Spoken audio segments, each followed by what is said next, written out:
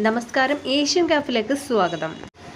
കള്ളനോട്ട് വിതരണ സംഘത്തിലെ 4 പേരെ കൊടുവള്ളി പോലീസ് അറസ്റ്റ് ചെയ്തു. ഒറിജിനൽ നോട്ടിനൊപ്പം വ്യാജ നോട്ടുകൾ ചേർത്ത് അക്കൗണ്ടിലേക്ക് ട്രാൻസ്ഫർ ചെയ്യുന്ന സംഘമാണ് പോലീസിന്റെ പിടിയിലായത്. കൊടുവള്ളി സ്വദേശികളായ മുർഷിദ്, മുഹമ്മദ് ഷഫി, മുഹമ്മദ് ഇയാസ്, മണ്ണാർക്കാട് സ്വദേശിനി സുഹൈല ഉസ്ന എന്നിവരാണ് പിടിയിലായത്.